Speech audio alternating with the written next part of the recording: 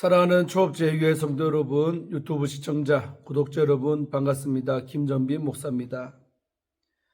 간밤에도 평안히 잘 주무셨습니까? 오늘은 2026년 4월 4일 오늘 토요일 아침이고 또 부활절 전날입니다. 오늘도 주 안에서 복된 토요일 되시기를 주의 이름으로 축원드립니다. 제가 기도하고 오늘의 말씀 묵상을 시작하도록 하겠습니다.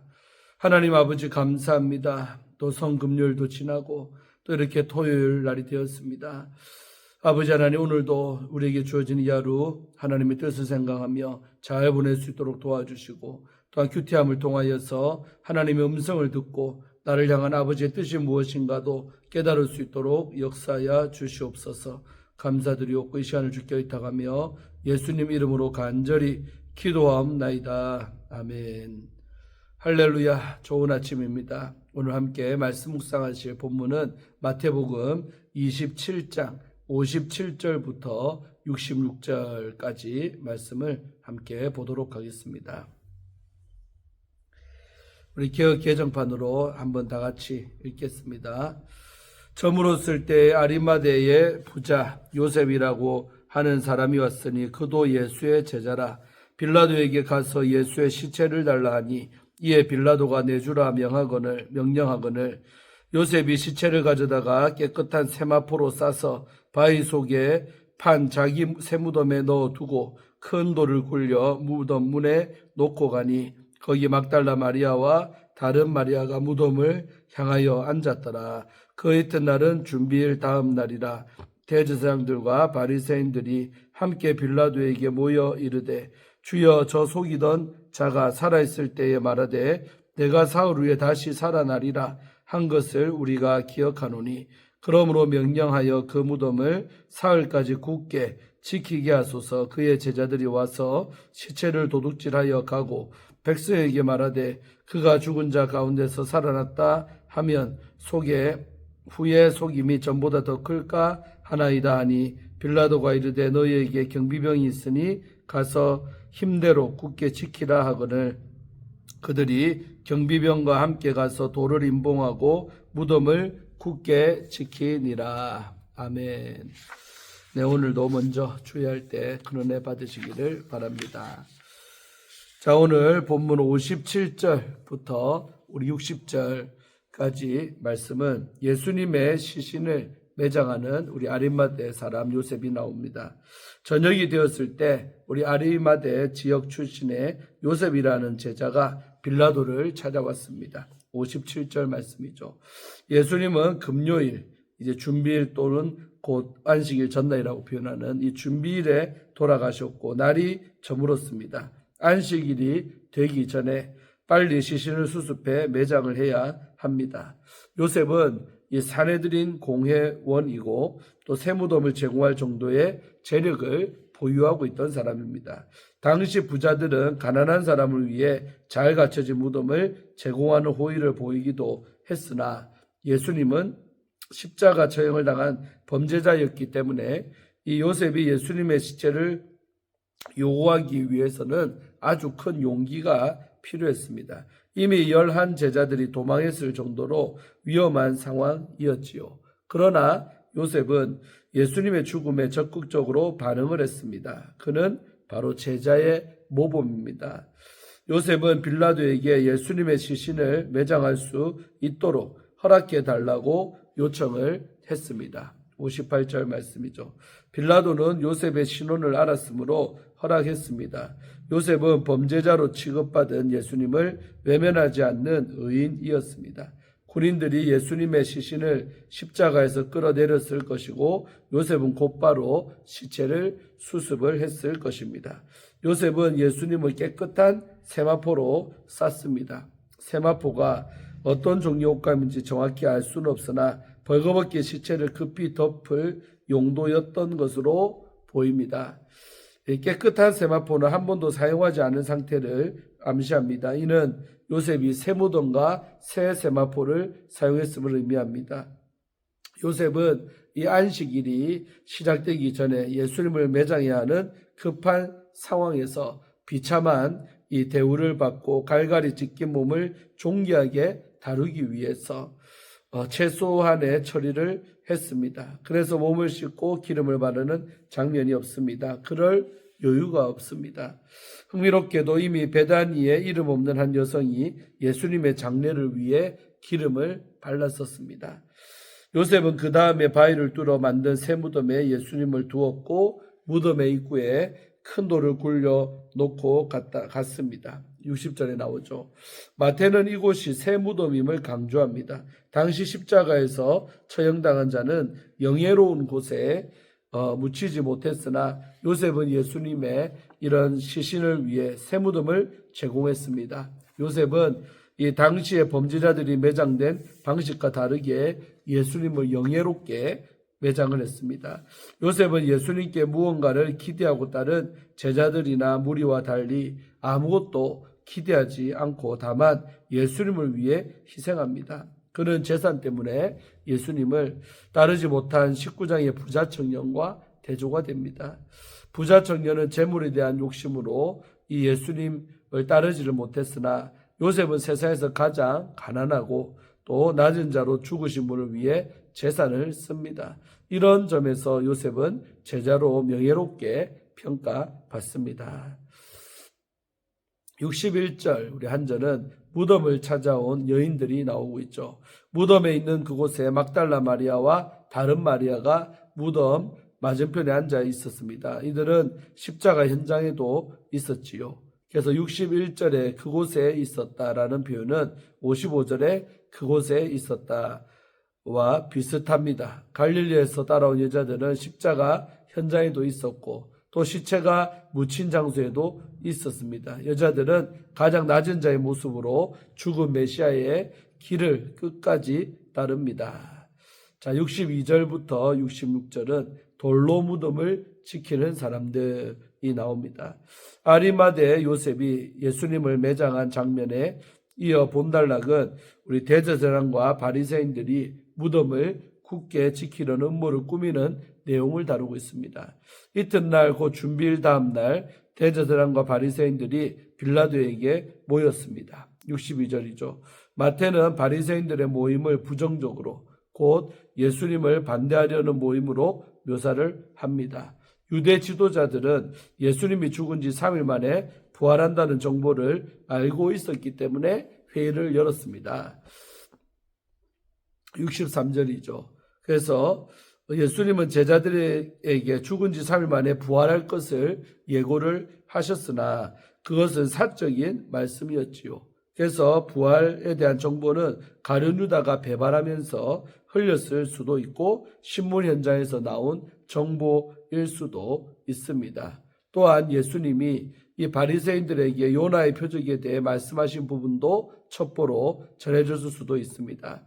예수님의 일거수 일투족을 조사한 바리새인들은 부활에 대한 정보를 제공하는 역할을 했을 것입니다. 그래서 유대 지도자들은 예수님의 부활을 믿지 않았습니다. 그들은 로마 총독에게는 주라는 칭호를 사용하면서 진정한 주님이신 예수님에게는 속이던 자라는 용어를 사용합니다. 그래서 유대 지도자들은 셋째 날까지 무덤을 안전하게 지킬 수 있도록 명령해 달라고 부탁을 한 것입니다. 64절이죠.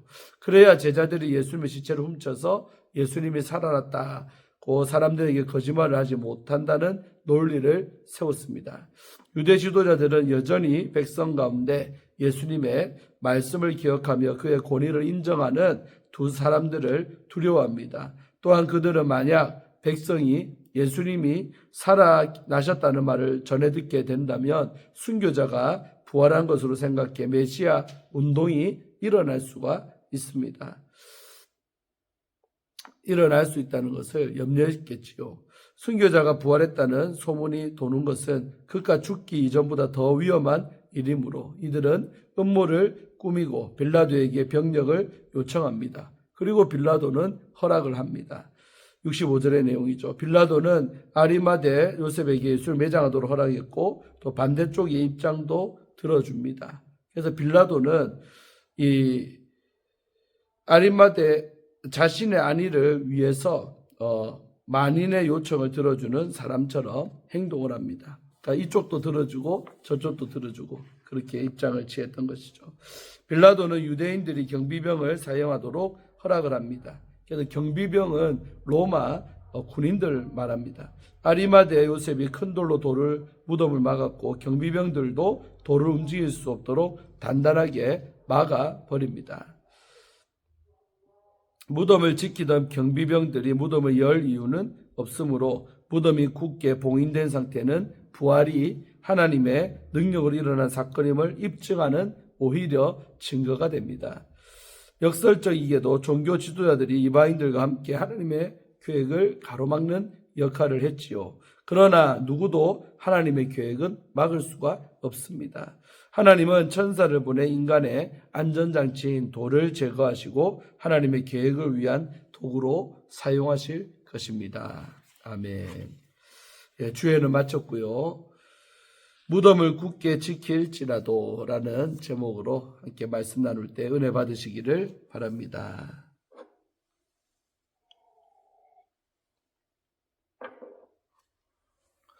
우리 종교개혁자 마틴 루터는 비교적 늦은 나이에 딸 막달레나를 얻었습니다. 막달레나는 그의 삶의 기쁨이자 따뜻한 위로였습니다.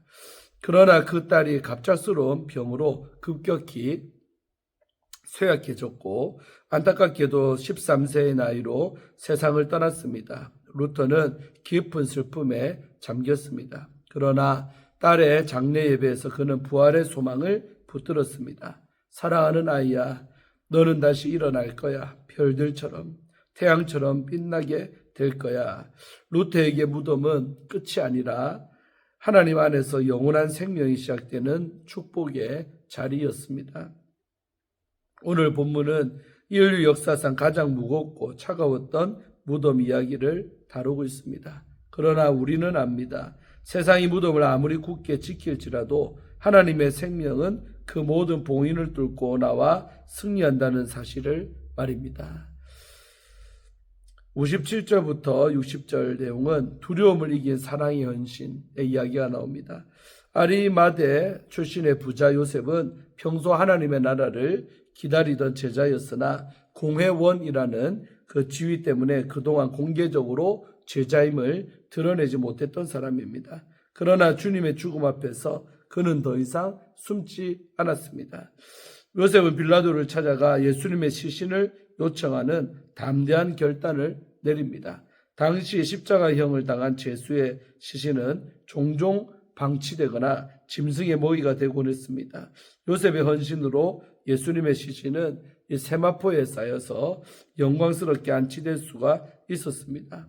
우리도 연약함 때문에 사람들의 눈치를 보며 하나님을 믿는 믿음을 드러내지 못한 순간을 경험했을 수도 모릅니다. 그러나 아리마대 사람 요셉처럼 결정적인 순간에 용기를 내어 주님 편에 서는 믿음의 결단이 우리에게도 필요합니다. 또한 요셉이 자신의 새 무덤에 예수를 모신 사건은 그는 강포를 행하지 아니하였고 그가 죽은 후에 부자와 함께 있었도다. 우리 이사야 53장 9절의 말씀인데 이 말씀 메시아 예언을 성취하는 그런 장면이기도 합니다. 하나님은 당신의 뜻을 이루기 위해 사람을 준비하시고 또 한치의 오차도 없이 구원의 역사를 완성하십니다. 61절부터 66절은 말씀을 통해 진리를 가두려는 세상의 헛된 수고가 나오고 있습니다. 예수님을 죽인 종교 지도자들은 예수님의 죽음 이후에도 마음을 놓지를 못했습니다. 그들은 빌라도를 찾아가 무덤을 굳게 지키게 해달라고 요청을 했습니다. 63절, 64절 나오죠. 시신을 도난당하면 백성 사이에 예수님이 부활했다는 소문이 돌 것을 염려했기 때문이죠. 그들은 빌라도의 승인하에 무덤 입구를 큰 돌로 막고 로마 군병들을 배치합니다. 그런데 이 모든 조치는 역설적으로 예수님이 확실히 죽으셨고 무덤이 정확히 봉인되었으며 외부 조작이 없었다는 것을 보여주는 역사적인 장치가 됩니다. 또한 무덤의 위치를 분명히 확인했던 여인들은 부활의 첫 증인이 됩니다. 하나님은 이 대적들의 방해와 여인들의 충성 모두를 사용하셔서 부활의 진실성을 더욱 분명히 드러내십니다. 여기서 우리는 중요한 영적 원리를 발견합니다. 인간이 조치한 봉인은 하나님의 능력을 가두는 장치가 아니라 오히려 하나님의 구원을 증명하는 증거가 됩니다. 세상의 방해와 공격은 결국 하나님의 영광을 더욱 찬란하게 드러내는 도구가 될 뿐이죠. 사랑하는 우리 모든 성도 여러분, 세상은 오늘도 복음의 능력을 무덤 속에 가두려고 합니다. 과학이라는 이름의 돌로, 또 물질주의라는 돌로, 또 조롱과 박해라는 돌로 복음을 가두고 교회를 무너뜨립니다. 여러분의 삶은 어떻습니까? 질병의 무덤, 또 가난의 무덤, 관계 단절의 무덤이 여러분의 앞길을 가로막고 세상은 이제 끝났다라고 말할지 모릅니다. 그러나 루터가 그 딸을 묻으며 고백했던 그 고백처럼 주님은 지금도 살아 계십니다. 굳게 닫힌 무덤 문은 곧 부활이 시작되는 생명의 문이 될 것입니다. 이 고난 주간에 마지막 날인 오늘 닫힌 문 앞에서 낙심하지 마시기 바랍니다. 세상이 아무리 주님의 능력을 무덤에 가두려 할지라도 주님의 능력이 훨씬 더 큽니다. 사망 권세를 이기신 주님이 여러분과 함께 하시기를 바랍니다. 그분이 반드시 여러분의 무덤 문을 여시고 다시 살게 하실 것입니다. 할렐루야. 아멘. 우리 류웅열 목사님이 쓰신 우리 매일 소망이라는 책에 일부 읽어드리고 마치려고 합니다. 유진 피터슨이 쓴 마지막 책은 부활을 살라입니다. 일상에서 누려야 할 이 부활을 강조하면서 그가 하는 말입니다. 부활이란 경외감을 가지고 바라보는 풍경이 아니라 매일 살아내야 하는 삶입니다. 먹고 자고 일하고 쉬고 사람을 만날 때 하나님의 백성다운 삶이 부활을 살아가는 바로 신자의 삶입니다. 부활에 대한 신앙 고백은 부활의 삶을 통해서만 적실성을 얻습니다. 하지만 부활의 삶을 산다는 것은 오늘의 교회에서는 생경한 일처럼 되어 버렸습니다. 우리가 무엇을 놓치고 있다는 말입니까? 부활의 일상성, 죽음 이후의 부활이 아니라 오늘 부활을 살아가는 삶을 잃어버렸다는 것입니다. 우리 삶 속에서 부활을 살아내는 것이 예수 부활을 믿는 사람의 가장 확실한 증거가 됩니다. 한국과 미국 그리고 세계 전역의 비즈니스 세계에서 그리스도의 복음을 전하기 위해 노력하는 기독 실업인 모임이 있습니다. 비즈니스와 우리 일상에 예수 그리스도의 전하는 삶을 추구합니다. 비즈니스의 목적은 돈을 버는 것이 아니라 모든 삶에서 예수 그리스도를 나타내는 것이지요. 참으로 멋진 삶입니다. 이것이 땅 위에서 부활을 살아가는 사람의 일상입니다. 아멘. 마지막 우리 글도 아주 은혜가 됩니다. 부활절 전날에 이렇게 오늘 큐티를 마치는데요. 정말 내일이면 이제 부활절인데 부활의 소망과 기쁨 속에 맞이하는 오늘도 하루가 되시기를 바랍니다. 기도하고 마칩니다.